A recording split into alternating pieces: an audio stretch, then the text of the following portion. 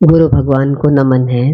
देखिए, हम अपने जीवन में बहुत सारी परेशानियों को भी देखते हैं और किसी के जीवन को देखते हैं तो उसका खुशियों से भरा हुआ जीवन होता है। उसका कोई कारण होता है, किसी का जीवन खुशी से भरा है, किसी का दुख से भरा है। एक झोली में फूल भरे हैं, एक झोली में कांटे रे, कोई कारण होगा। देखिए वो कारण क्या है।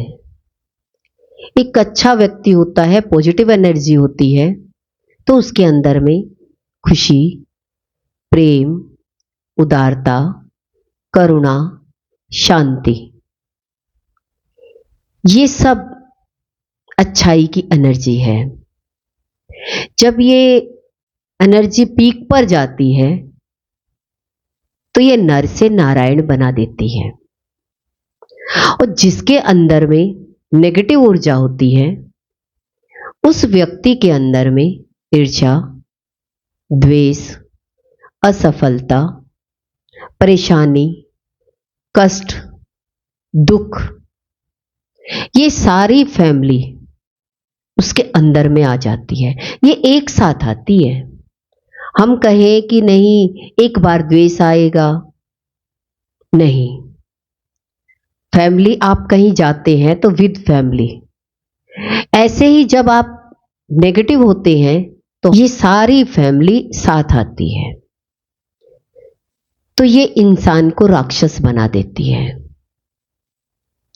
अब हमने देखना अपने जीवन में कि हमारे अंदर में राक्षसी प्रवृत्ति है या नारायण वाली प्रवृत्ति है।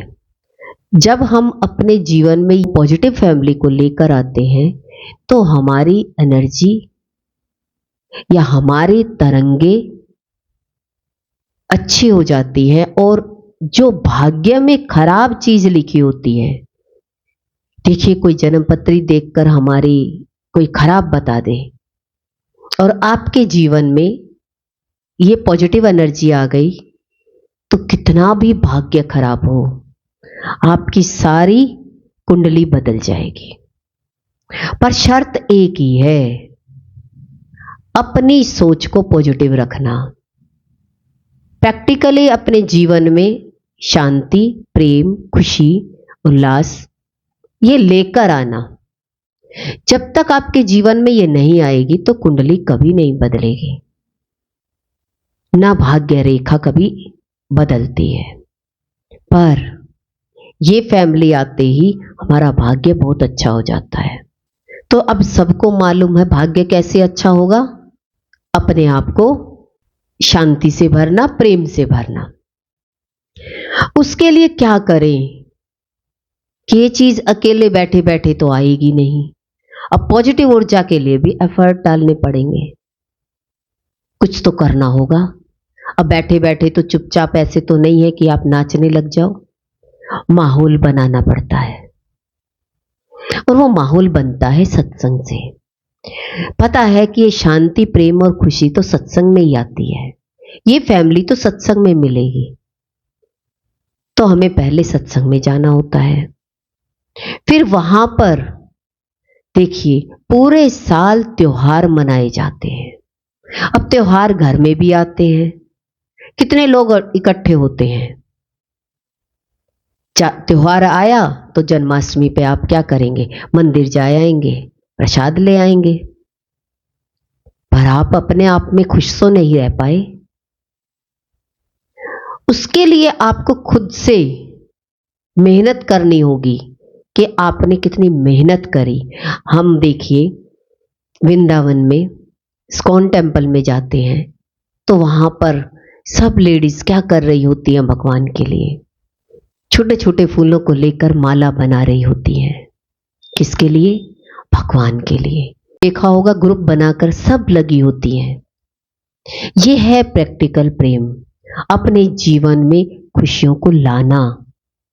ऐसे ही गुरु दरबार पर होता है।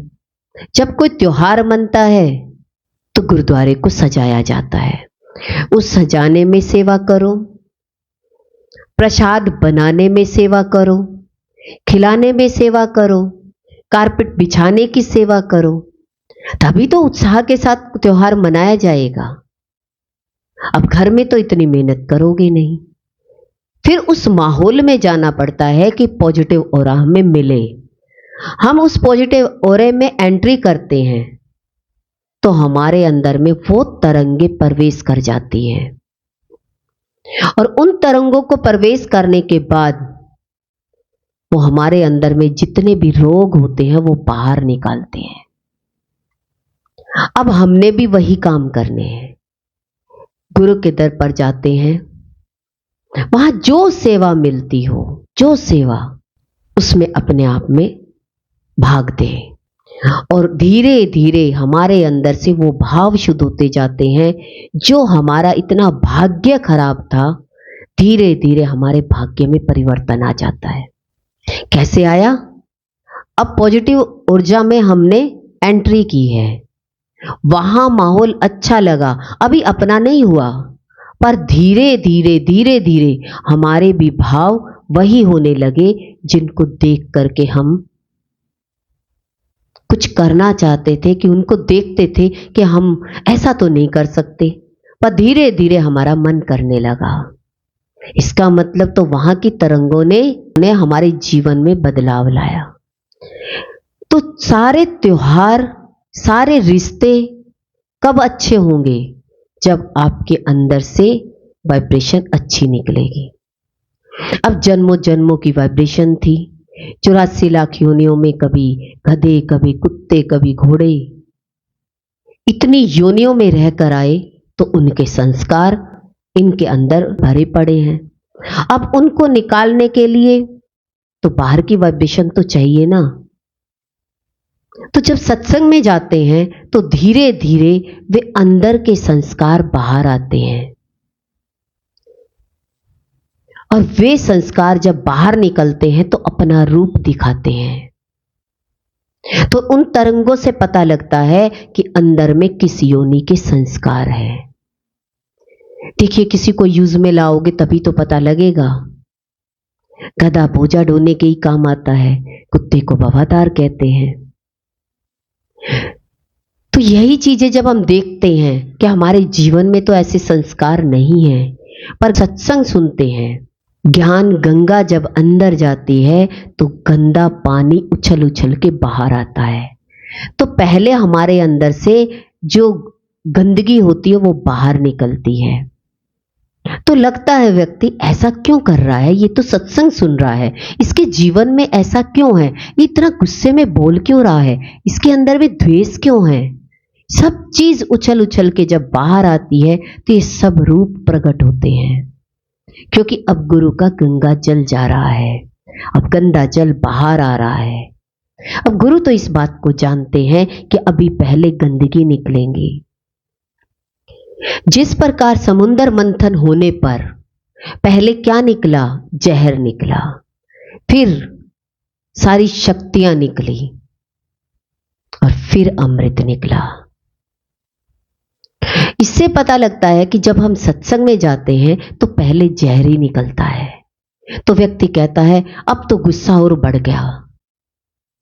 बढ़ नहीं गया, अब जो ये गंदगी थी अब ये उछाल मार रही है बाहर की तरफ। ये बाहर आएगी तो अपना रूप दिखाएगी। तो काम, क्रोध, लोभ, मोह, अहंकार जब शांति, प्रेम और उत्साह के साथ गुरु सत्संग सुनते हैं तो ये 5 चोर हमारे अंदर से बाहर निकलते हैं। क्या ये इतने आसानी से निकल जाएंगे? इन्होंने जन्मों जन्मों से इस शरीर के अंदर वास कर रखा है, तो वो अपना रूप भी दिखाती है। गुरु शांत रूप में उन रूपों को देखते हैं। उन्हें पता है कि ये इतना आसानी से इस स्थान को नहीं छोड़ेंगे। धीरे धीरे इस पॉजिटिव एनर्जी में लगातार रहते हैं तो सारी गंदगी बाहर निकल जाती है।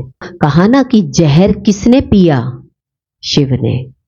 वो तो सारे देवता डर गए कि हम तो पी जाएंगे तो क्या होगा, हम नहीं पीते तो किसके पास भागे। तो हर व्यक्ति शिव को मानता है। क्या कहता है? मेरा गुरु भी शिव है। कौन पी सकता है? आपके गुस्से को कौन पी सकता है? आपके लोभ को कौन देख सकता है? आप कुछ भी मत करो, तब भी भगवान आपको उसी रूप में ही देखेंगे, वो कुछ नहीं कहेंगे। आप गुस्सा करो तब भी कुछ नहीं बोलेंगे। आप मोह करो, आप मोह में बच्चे में फंस जाओ, तब भी वो आपको कुछ नहीं कहेंगे। कहें कि ये अंदर की गंदगी है, ये अपना रूप दिखा रही है, पर ज्यादा लंबे समय तक ये अपना रूप नहीं दिखा सकती। राक्षसों को मरना पड़ता है, निकलना पड़ता है, कोई कारण बनता है, वो कारण उसकी गंदगी को बाहर निकाल देता है। कोई तो कारण जीवन में आता है जो आपकी गंदगी को हरा देता है, आपके रावण को, अंदर बैठे रावण को हरा देता है। तो गुरु के ज्ञान से हमें सारी बातें समझ में आती है। इसीलिए कहा अनुभव नहीं, जानकारी होनी चाहिए, नॉलेज होनी चाहिए, दिमाग होना चाहिए। अनुभव क्या है? अनुभव तो क्या कहोगे, मुझे फील हो रहा है भगवान दिख रहे हैं, मुझे दृष्टि में भगवान दिख रहे हैं, मैंने कान से भगवान के वचन सुने। ये अनुभव तो आपका 2 सेकंड में धुल जाएगा। तो इंद्रियों के द्वारा जो आप अनुभव सुनाएंगे, तो वो आपका अनुभव तो कभी भी आपको हरा सकता है। आप 2 मिनट में कह देंगे कौन भगवान, कैसा भगवान। तो इसलिए कहा शरीर की अनुभूति झूठी हो सकती है, नॉलेज प्राप्त करो। आप अपनी नॉलेज से देखिए, जो व्यक्ति मेहनत से पढ़ता है, अफसर बनता है, तो उसकी कामयाबी दिखाई देती है। ऐसे ही जीवन में जो गुरु के पास बैठता है, अपनी जानकारी प्राप्त करता है, अपनी नॉलेज लेता है गुरु से कि मैं कैसे भगवान हूं। संस्कारों से भगवान होते हैं। जब संस्कार नहीं होते, संस्कारहीन होता है व्यक्ति, तो उसे जानवर कहा जाता है। कोई बुरी हरकतें करता है तो क्या कहा जाता है? इसकी हरकतों से पता लगता है कि ये डिप्रेशन में है। अब इसके डिप्रेशन के बारे में कौन बताएगा? मनोवैज्ञानिक डॉक्टर। और मनोविज्ञान का डॉक्टर कौन होता है? गुरु होते हैं। सबसे बड़े डॉक्टर मनोविज्ञान के गुरु होते हैं, जो आपके मन की स्थिति को जान लेते हैं कि आपके मन में क्या चल रहा है। गंदगी की बातें आ रही है, नेगेटिव एनर्जी ज्यादा है, तो आपके अंदर में राग द्वेष ही जन्म लेंगे, गुस्सा जन्म लेगा, लालच जन्म लेगा, तो वो दानव प्रवृत्ति हो जाती है। तो वो आपके चाहे कुंडली में भाग्य अच्छा भी लिखा है, तो भी वो आपके भाग्य को बिगाड़ देगी। नेगेटिव एनर्जी आपका भाग्य अच्छा होते हुए भी आपके भाग्य को खराब कर देगी। इसीलिए हमेशा हमें पॉजिटिव तरंगों में ही रहना चाहिए कि नेगेटिव एनर्जी या नेगेटिव तरंगे मेरे अंदर में प्रवेश ही ना करे। एक बार नेगेटिविटी आ गई तो आपके अंदर में, एक बार चोर घुस आया तो वो सब कुछ माल ले जाएगा आपका।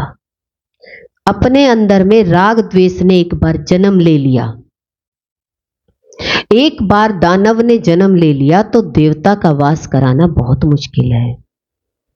एक बार गंदगी घर में एंट्री कर गई तो उसे शुद्ध सात्विक बनाना बहुत मुश्किल है। कि किसी को जो नॉनवेज खाता हो उसे कहो कि इसको छोड़ दो, वो क्या कहेगा?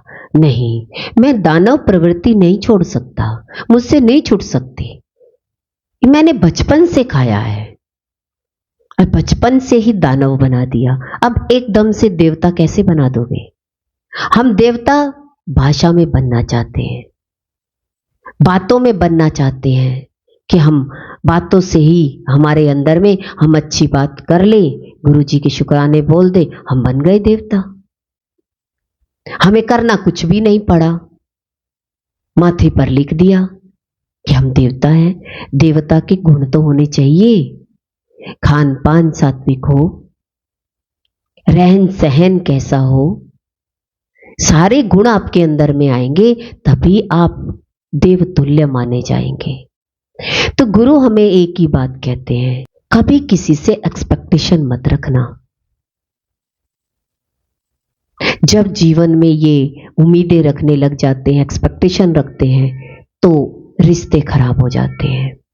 गुरु भगवान की शुक्राने हैं।